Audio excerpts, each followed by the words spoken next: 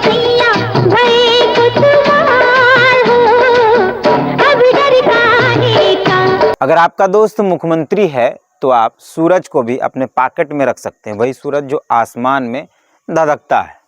अगर आपका दोस्त मुख्यमंत्री है तो आप समंदर का पूरा पानी एक छोटे से बोतल में भर सकते हैं। अगर आपका दोस्त मुख्यमंत्री है तो आप बड़े से मगरमच्छ के गले में पट्टा डालकर उसे सड़क पर पेट डॉग की तरह घुमा सकते हैं। ऐसे ही सरकाजम था यानी तंज था, इसको दिमाग में रख कर लोड नहीं लेने की ज़रूरत है। हम आगे बढ़ते हैं। एक फिल्म आई थी 1978 में, फिल्म का नाम था दो मुसाफिर। उसमें एक गाना था जिसके बोल थे, जब सैया भइल कोतवाल तो डर काहे का। इस गाने में अभिनय किया था रेखा ने और इस गाने को गाया था आशा भोसले ने। इस फिल्म के गाने को जब आप सुनेंगे, मतलब सैया भइल कोतवाल जो गाना है, उस गाने को जब आप सुनेंगे तो आपको ऐसा लगेगा कि वर्तमान झारखंड के लिए ही गाना लिखा हुआ है। मतलब जो गाना है जब सैया भइल कोतवाल तो डर काहे का, वो अभी के झारखंड के लिए एकदम सूटेबल एंड सटीक बैठता है। अब आप सोच रहे होंगे कि हम ये क्यों कह रहे हैं, तो आप वीडियो में बने रहिए, आपको सब कुछ पता चल जाएगा। मोरे सैया भये कुतवाल हो, मोरे सैया भये कुतवाल हो, अब डर काहे का। एक नाम जो झारखंड के राजनीति का हिस्सा पिछले 2 सालों से बना हुआ है, पंकज मिश्रा, जिसे हम, आप और पूरा झारखंड जानता है। पंकज मिश्रा को संथाल परगना के मुख्यमंत्री के तौर पर भी जाना जाता है। पंकज मिश्रा को झारखंड के छोटे मुख्यमंत्री के तौर पर भी जाना जाता है। पंकज मिश्रा को कुख्यात अपराधी के तौर पर भी जाना जा सकता है। पंकज मिश्रा को भ्रष्टाचारी के तौर पर भी जाना जाता है और कई तरीके से पंकज मिश्रा को जाना जाता है। अब पंकज मिश्रा फिर से चर्चे में आ चुका है। हुआ क्या है ये सुनिए। पंकज मिश्रा पिछले कई दिनों से ईडी की कार्रवाई के बाद से ही जेल में बंद हैं। जेल में तो वो बंद थे, लेकिन फिर उन्होंने कहा कि उनके पेट में दर्द हो रहा है, उनको बहुत तकलीफ है, तो उनको रिम्स के एक वार्ड में शिफ्ट किया गया। उनका इलाज वहीं हो रहा था। अब ईडी ने 2 लोगों को गिरफ्तार किया है। वो 2 लोग कौन है? एक का नाम चंदन कुमार है जो पंकज मिश्रा का ड्राइवर कहा जाता है, और एक का नाम सूरज पंडित है जो पंकज मिश्रा का करीबी कहा जाता है। ये 2 लोग पंकज मिश्रा को कई पदाधिकारियों से बात करवाते थे। मतलब आप सोचिए कि एक व्यक्ति जेल में बंद है। राज्य के लिए कितनी दुखदाई और कितनी हास्यास्पद बात है कि एक अपराधी जेल में बंद है और वो जेल से ही आईएएस और आईपीएस लोगों को फ़ोन करके दिशा निर्देश देता था। ये कितनी बड़ी बात है। शायद राज्य के मुखिया को सोचना चाहिए, और मुखिया ही जो हैं राज्य के, वही गृह मंत्रालय चलाते हैं, उनके ही अंदर राज्य का पुलिसिया सिस्टम है। तो काहे नहीं होगा गड़बड़? काहे कि जो पुलिसिया सिस्टम का सबसे बड़ा चेहरा है, यानी राज्य के गृह मंत्रालय से ही पूरा सिस्टम चलता है। तो गृह मंत्रालय का जो मंत्री है वही पंकज मिश्रा का सबसे करीबी कहा जाता है, यानी दोस्त कहा जाता है। ईडी ने 2 लोगों को गिरफ्तार किया और कई लोग रडार में हैं। सूचनाएं जो हैं, जो सूत्र बताते हैं, जो मीडिया के रिपोर्ट बता रहे हैं, उसमें यह है कि लगभग 11 ऐसे आईएएस यानी 11 ऐसे बड़े पदाधिकारी हैं जिनसे पंकज मिश्रा की बातचीत हुई है जेल में रहने के बावजूद। और साहेबगंज के डीसी रामनिवास यादव और साहेबगंज के एसपी अनुरंजन किस्पोट्टा से भी पंकज मिश्रा ने बात की जेल में रहते हुए भी, और इन दोनों को ईडी द्वारा समन भेजा जाएगा।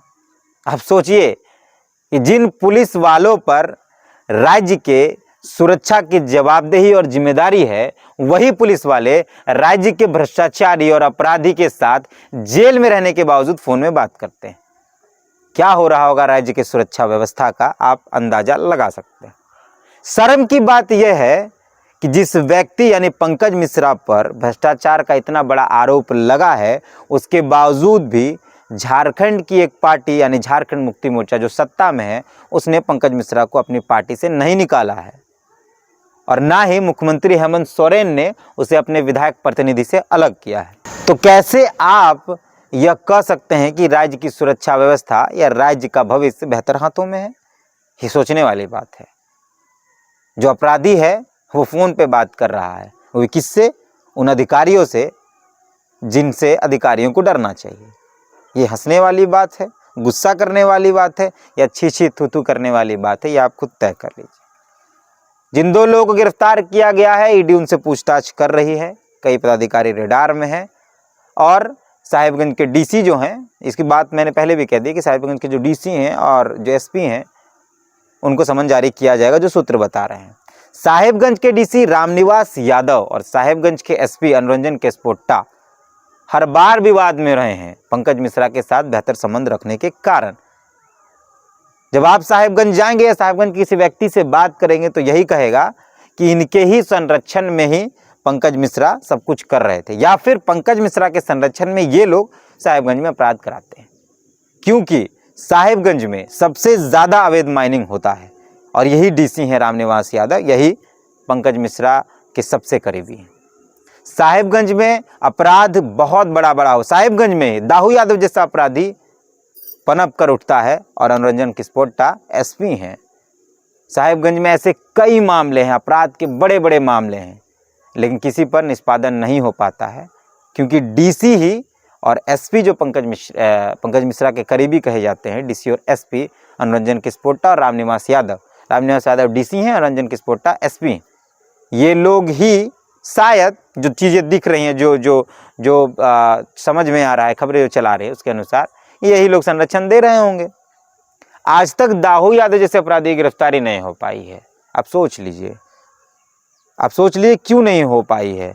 कई लोग ऐसे बताते हैं, हम इसमें एकदम कंफर्म नहीं है इसलिए हम इसको श्योरली नहीं कह सकते हैं, लेकिन कई लोग ऐसा बताते हैं कि वो अपने घर पर ही रहता है, थाना एसपी डीएसपी सबको सूचना है, लेकिन कोई उसे गिरफ्तार नहीं करता। आखिर क्यों साहिबगंज में अपराध इतने तेजी से बढ़ा है?